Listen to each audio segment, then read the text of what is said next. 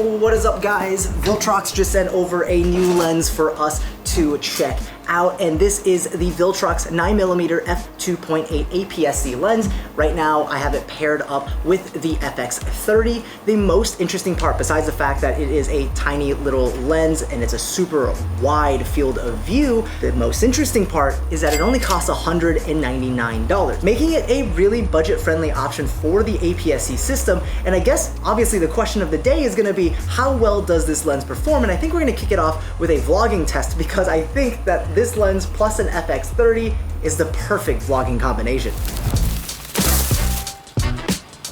So right now I've got the Sony FX30 with the Viltrox 9mm f2.8 lens attached onto my windshield right now with a little KNF suction cup mount. Super dope. I'm falling in love with these suction cup mounts. But anyways, we're driving over to Salvation Army because we just have a bunch of stuff that we've accumulated in the house that, you know, just kind of feels bad to throw out. So we're gonna go ahead and try to donate them and give them a second life. And also, if you guys ever have like towels and stuff like that, you know, you can't really donate, but you don't really want to throw out, go bring them to like a veterinarian's office or to like your local animal shelter, because they can always use extra towels. Unfortunately, they were closed, so we'll go back tomorrow. But right now, we're gonna go on a little bit of a walk, and I wanna talk to you guys about why I like this focal length so much for vlogging. Because at 9mm crop, that's about 13.5mm full frame equivalent focal length, is like a perfect field of view for vlogging. You have all of this context to show what's around you. You're still a decent size in the frame. It's comfortable to get this framing. I don't have to like fully outstretch my hands. I can just kind of like casually hold it.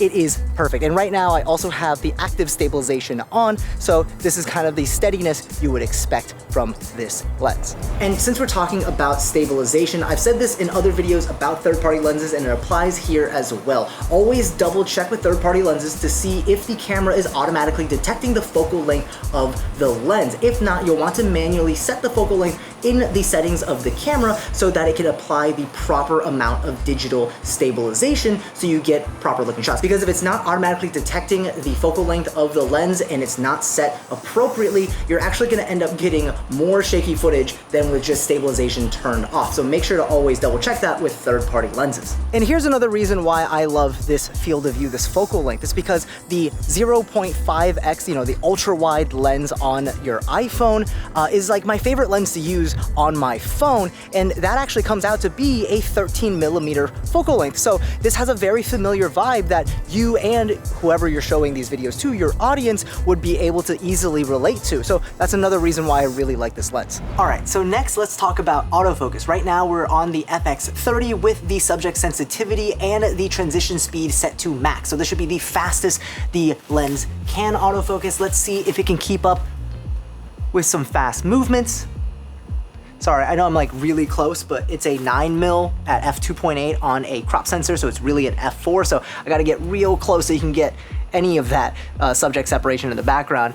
And to me, the autofocus looks pretty good. The only time I've really noticed the autofocus do anything wonky was as sometimes in low light and backlit scenarios, the autofocus would do a little bit of hunting or fail to recognize that a subject is there. But again, this is usually in pretty difficult lighting situations, and when you give the lens enough light, the camera and the lens basically does what you'd expect. So for a $199 lens, I can forgive it. Next, I wanted to see how smooth of a focus pull you can get with this lens. So on the FX30, we have the autofocus transition speed set to 2, and we're gonna pull focus from the foreground of this tree to the background of the robot lawnmower to see how smooth that is. And while you're looking at that, pay attention to the corners, because you'll see the focus breathing that is present on this lens. Nothing crazy, but it's there, so just so you know.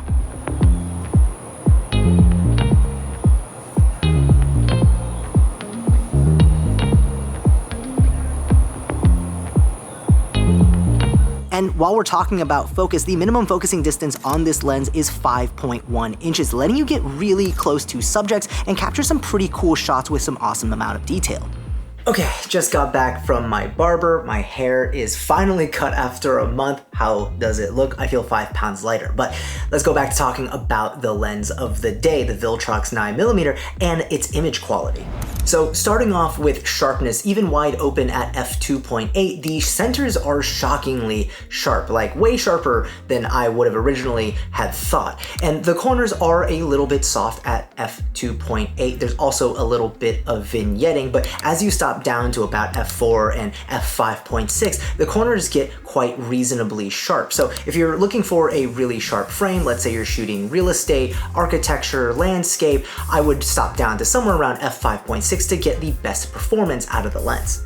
And again, on vignetting, corners are dark at f2.8, which is kind of to be expected with a wide-angled lens like this, especially at this price point, but it really does significantly improve by the time you stop down to, again, around f5.6. Now, when it comes to the lens flares produced by this lens, it's definitely noticeable. There's some obvious ghosting artifacts, and overall has the potential to wash out your image a bit, but most of the times when I shot towards the sun and bright lights, I enjoyed the look that came from the lens, though it's definitely something to keep in mind if, you know, bright and big lens flares aren't your thing. When it comes to distortions, a wide-angled lens like this, you'd expect a lot of distortion, and while it does look quite, you know, straight, rectilinear, right on your screen, if you do take a picture of a grid pattern, you will notice some wavy distortion throughout the frame. But overall, again, incredible performance for a wide-angled lens at this price point. Now, moving on to chromatic aberration, shockingly, when it came to chromatic aberration, I didn't see a whole lot of color fringing in the high contrast areas of my scenes. No intense green or purple fringing. What does this even train? I still don't get this. Quad.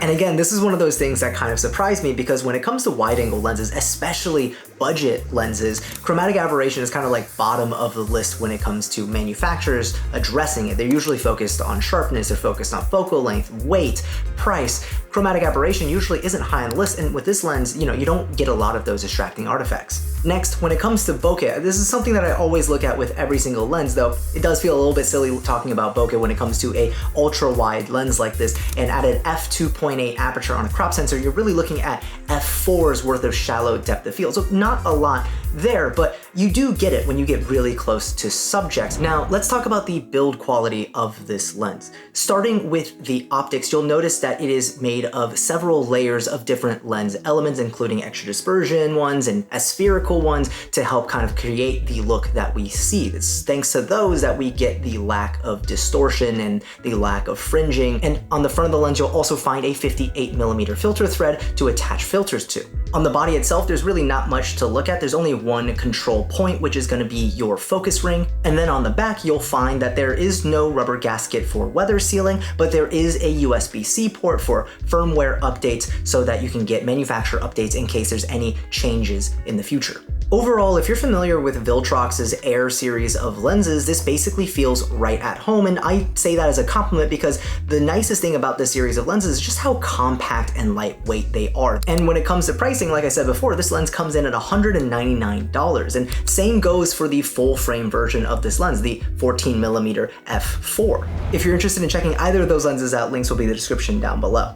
So here are my thoughts on this lens. If you shoot on any, Sony APS-C body like the FX30, this really does make for a great compact vlogging package.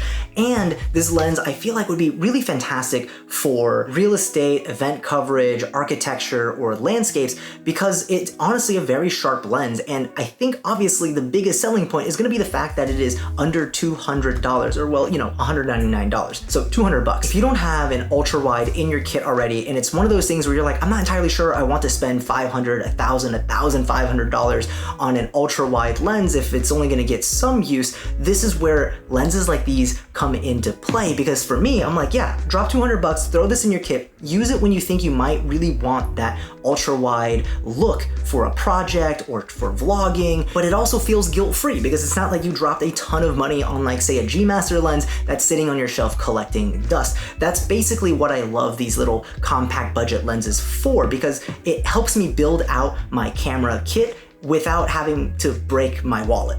So I guess I have a question for you guys. What do you guys think of this lens? Let me know in the comment section down below. Super curious. Is this something that you feel like that would fit well in your kit? What would you use this lens to shoot? All right, that's it for this video. Thank you so much for watching. If you enjoyed, make sure to leave a like and get subscribed. And there's so much more content coming in the pipeline, like way too many videos coming in the pipeline. I think I have like 8 videos that I need to get out. So more to come very soon. And as always, I will see you in the next one.